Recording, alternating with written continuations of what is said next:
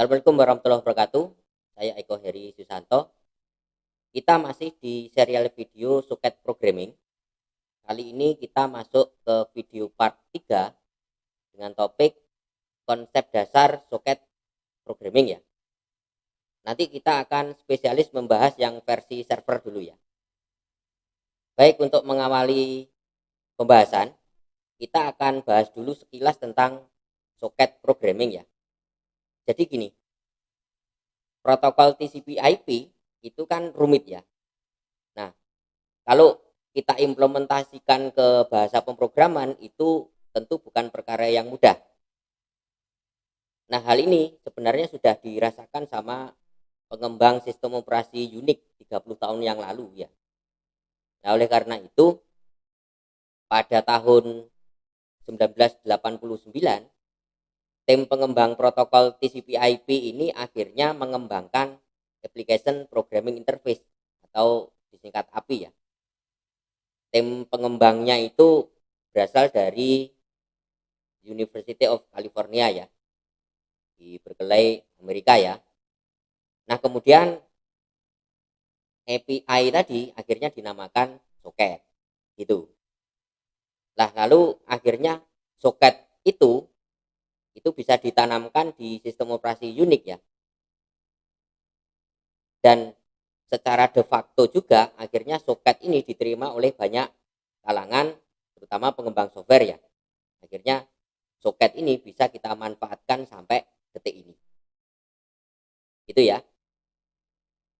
Baik, lebih teknis lagi, sekarang kita bahas konsep soket programming itu seperti apa sih.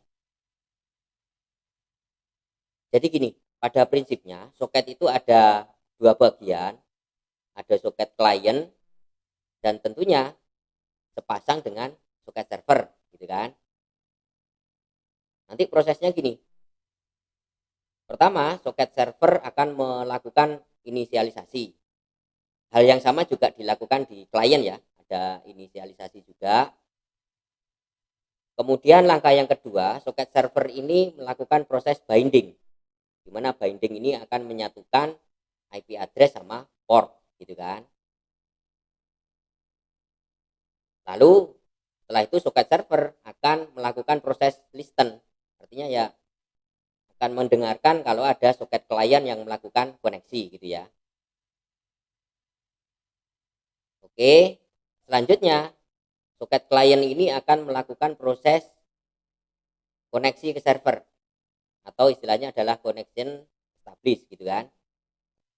Setelah itu kalau port sama IP-nya sama berarti disetujui atau accept ya. Nah, jika accept maka klien akan mengirimkan data ke server. Istilahnya request ya. Nanti server akan menerima data, kemudian dari data yang diterima ini server akan melakukan sesuatu, do something ya, tergantung prosesnya apa gitu kan. Nah, setelah itu tinggal server mengirim balik ke klien atau istilahnya adalah respon.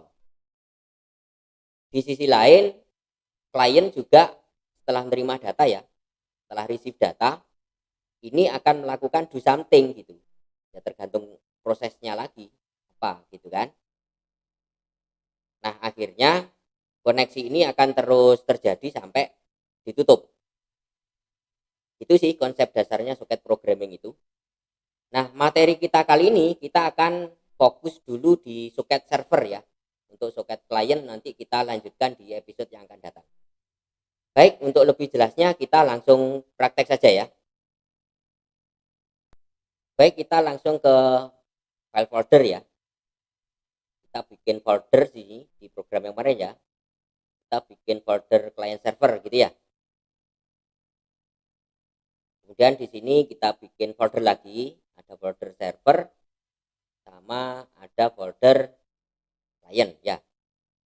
Nah, ini ada dua folder ya. Kemudian kita ke Visual Studio Code. Kita open folder yang tadi ya.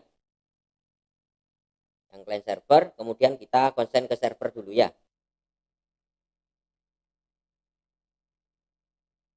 Oke, kita bikin file baru di sini. Kita kasih nama server.java gitu.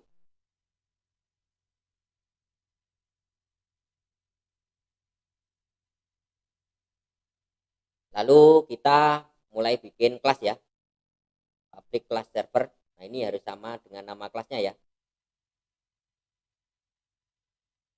Kita kasih tanda di sini biar ini ya, biar mudah diingat ya. Kemudian kita bikin void mainnya ya. Nah, kayak gini, tinggal di enter aja, sudah diketikkan sendiri ya.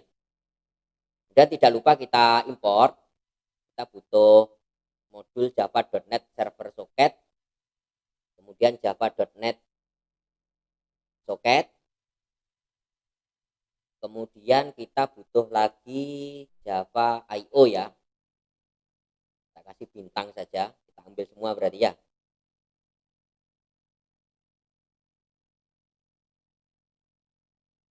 Kemudian di sini saya bikin internal kelas ya. Kita kasih private, kita kasih static juga. Kita kasih nama my server gitu aja. Dimana ini menurunkan dari thread atau renable ya.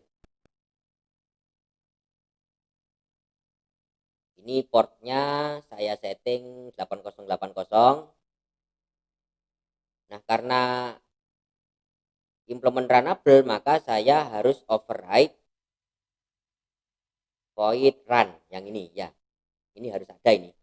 Karena saya implement ke runnable ya. Nah, di sini server socketnya baru saya inisialisasi ya. Ini kemudian yang klien ini untuk kirim ke klien juga saya definisikan. Nah, kalau ada error ini biar ketangkep errornya saya pakai recat ya. Saya pakai IO exception saja. Kalau ada error saya tampilkan pakai print stack trace yang ini ya. Kemudian finalinya juga saya lengkapi dulu ya. Oke, sekarang kita isi ke blok yang try. Berarti kita new instan yang server socket dulu. Kita arahkan ke portnya tadi ya, 8080. Kemudian saya kasih keterangan di sini server online gitu kan. Ada port, terserah saya. Ya, saya tambah yang port tadi ya, yang ini kan ya. Kemudian ini saya looping sampai kapan ya, selama kondisinya true gitu. Tinggal di sini saya kasih try lagi untuk nangkep errornya ya. Nah, kayak gini. Kemudian di dalamnya blok try ini baru saya definisikan soketnya. Nah, ini ketika ada klien yang connect saya accept di sini. Kemudian di sini saya kasih keterangan ada klien yang melakukan koneksi gitu aja lah.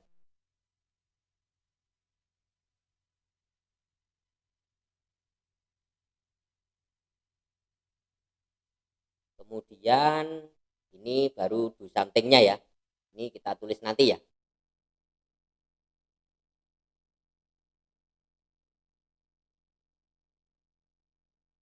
Oke, ini sementara saya simpan dulu. Kemudian biar nggak lupa ini kelas my server langsung saya panggil ya.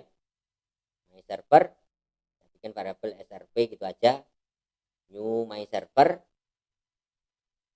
Nah, kemudian saya jalankan multi threadingnya. Pakai ini ya. Thread.start. Nah, yang ini dia. Ini berarti sudah multi threading. Oke. Ada warning yang client socket ya, karena memang belum kita definisikan ya. Lalu di sini saya bikin file baru lagi. Ini khusus untuk handle kliennya ya. Handle permintaan dari klien ya. Saya bikin public class handle client di sini. kemudian saya import .NET soketnya, kemudian saya import lagi IO ya.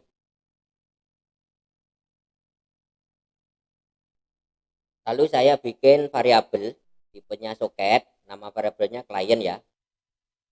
Kemudian saya tambahkan lagi, nah void ini ya,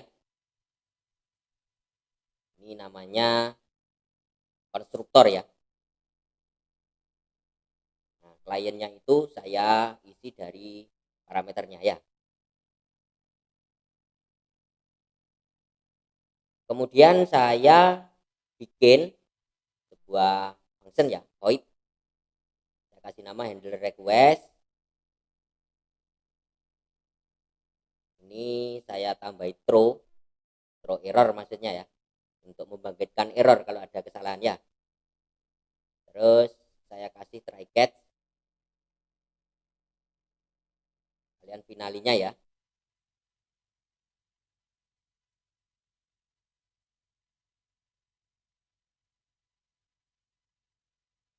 Kemudian saya definisikan buffer reader ini untuk baca data yang dikirimkan klien ya. Saya pakai input stream reader ini. Kemudian di sini saya isi sebentar, ini biar enak saya rapikan dulu ya. Saya isi soketnya tadi. Nah, saya ambilkan dari get input stream. Oke, kemudian saya tambah variabel tipenya string builder. Ini untuk merubah data dari buffer reader ke tipe string ya. Dan saya bikin variabel lagi lain, lalu tinggal saya looping. Nah, jika lainnya ini tidak kosong ya. Read line itu berarti tiap barisnya itu tidak blank, tidak kosong ya. Jadi klien tidak mengirimkan data kosongan gitu. Maka ini saya tambahkan ke stringnya gitu. Variabel stringnya tadi ya. Kemudian saya tambahi rn. Rn itu enter ya. New line sama return ya, enter. Kemudian saya bikin variabel request. Lalu coba requestnya saya tampilkan ya. Sebelum saya tampilkan, tambahi keterangan ini dulu ya. Oke, baru sistem out print ln request.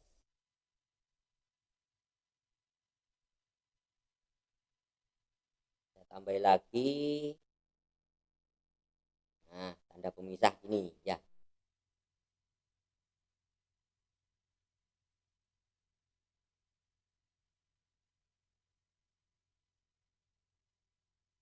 Kemudian saya bikin function ya, handle respond, parameternya request. Error ya, ya karena memang belum saya bikin. Biarin aja.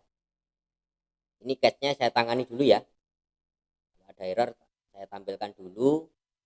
Terus di bagian finally itu saya try, kemudian tak tambahi catch di situ.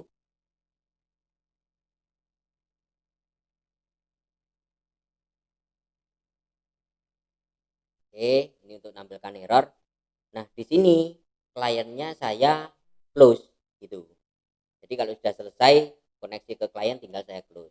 Oke, kita fokus ke ini ya, ke void handle respond ya.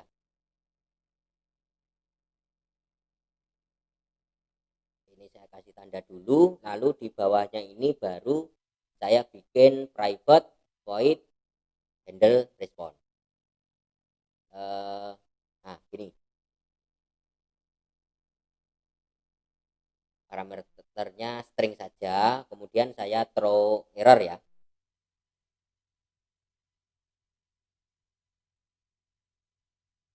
Terus tidak lupa di sini biar aman saya tambahi try catch, biar kalau ada error ini bisa tahu errornya apa gitu ya.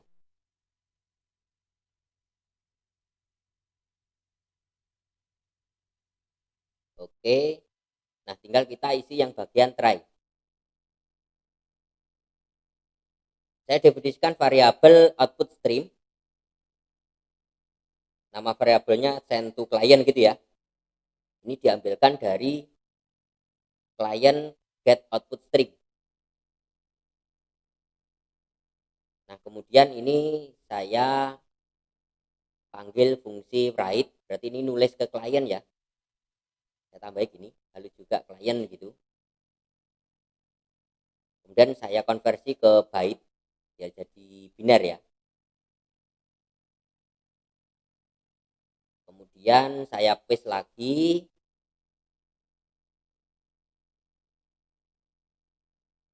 Saya tambahi gini aja.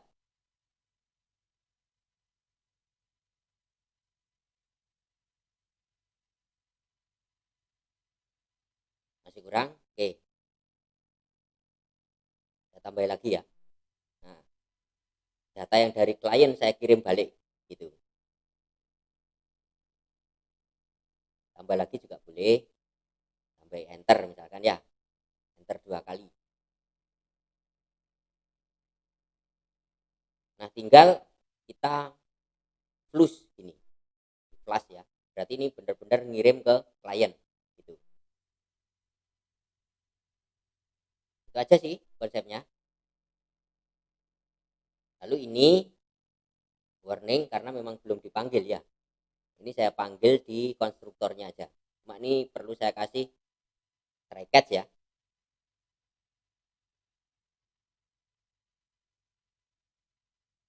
Nah, kemudian ini saya panggil di sini. Oke, selesai. Nah, tinggal handle client ini kita panggil di program utamanya tadi ya. Ini programnya yang handle client ya. Nah, ini. Oke, ini tinggal kita panggil di sini ya. Caranya gini aja. New handle client, kemudian parameternya kita isi client socket ya. Itu aja sih. Oke, ini kita simpan ya. Kemudian untuk menjalankannya kita coba pakai terminal saja. Kita buka terminalnya ya. Kemudian kita masuk ke foldernya program Java tadi. Nah, di sini ya foldernya ya. Di folder server.